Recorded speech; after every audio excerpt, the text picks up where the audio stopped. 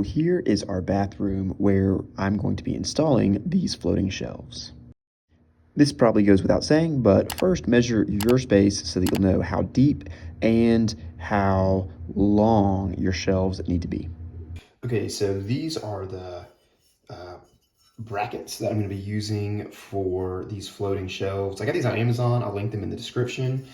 And it's a pack of 6, and these are very stout. Sometimes when I get stuff off Amazon, I'm not really sure how robust it's going to be, and I want, you know, my metal stuff to feel good and look good. And this is, I mean, you can kind of see how thick that is.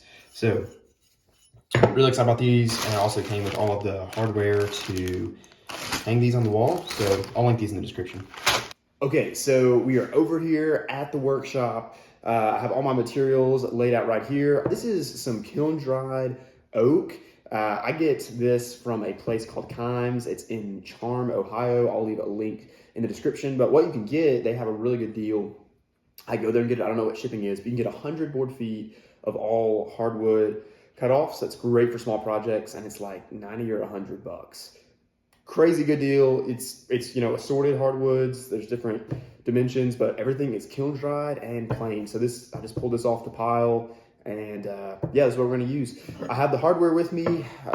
I just, even though I could measure, I just always like having this over here in the shop to make sure it looks good. But yeah, this is what we're gonna make the shelves out of. So what we're gonna start off with first is the glue up.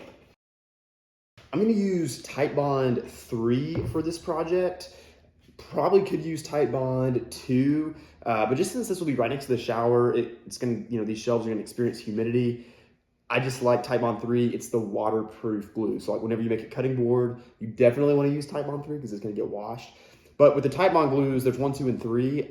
Don't think that, like, you could use Titebond 3 for everything. I'm gluing this up on a piece of granite countertop just to keep these shelves as flat, so that way we can preserve as much of the thickness as possible. You can get these a lot of times. This is actually, I think, a sink cutout. So if you know a construction worker who installs kitchen countertops, ask them for a sink cutout.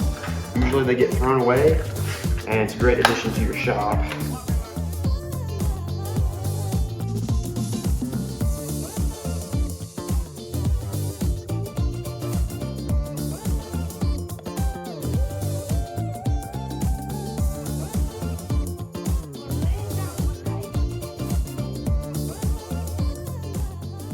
All right, so it's been about a week, and this Titebond 3 totally cured. So what we're gonna do now is run these shelves through the planer and then cut them down to size on the table saw.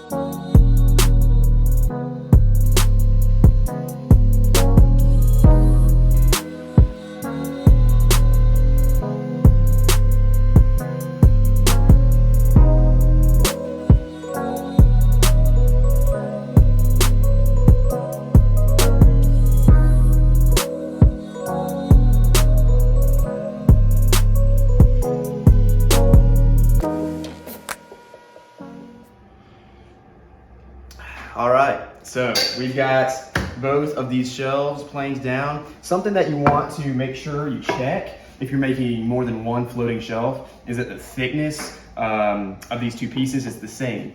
So these are, I can run my hand right here, and it's pretty much the same thickness. So now we're gonna cut these down to size on the table saw. When you're cutting these down to size, make sure that you know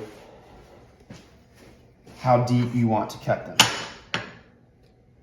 So I have my clamp here, just kind of can eyeball it. All right, this is gonna look pretty good. So we're gonna fire up the table saw. I don't know what to say.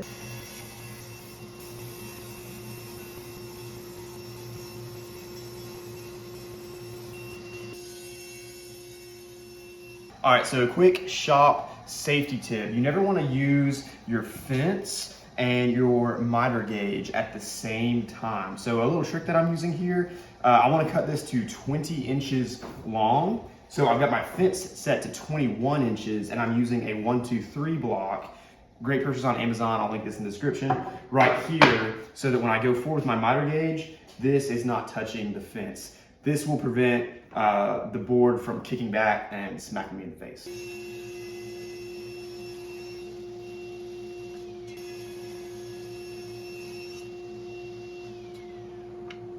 Okay, so we can really see now what the shelves are going to look like. We've got them cut down to size, 20 inches. I left a little bit excess over here just so that the metal won't be showing on the front of the shelf. Love the way, I've already said this, oak looks with wrought iron. I just think it's a really, really cool look. So now we're gonna take these back to the house to sand and put the clear coat on.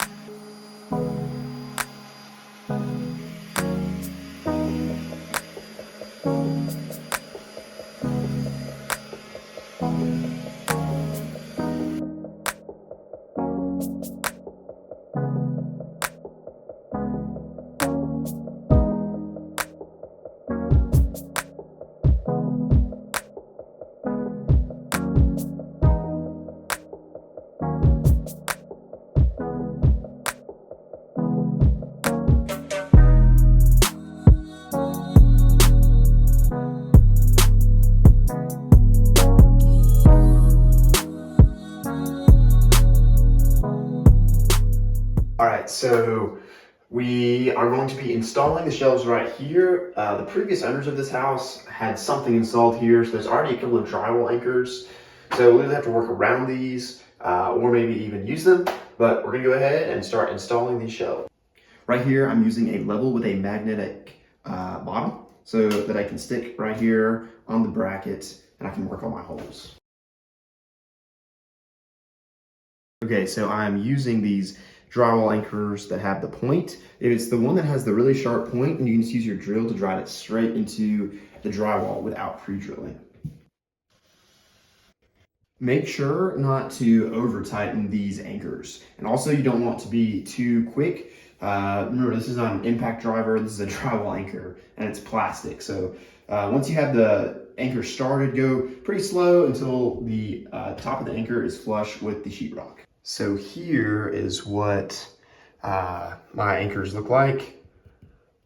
This is the one that I was using previously right here. These are the sharp anchors you can drill straight into the sheetrock.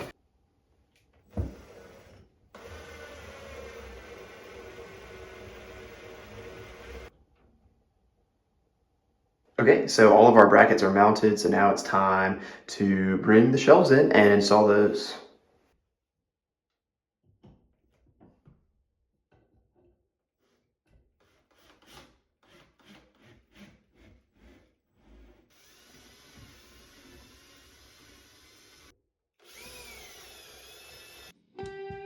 Love the way these shelves turned out. Thank you guys so much for watching. All of my tools and supplies I will link in the description. You can like this video, subscribe, leave me a comment. It really helps me bring more content to you guys. Thanks, talk to you soon.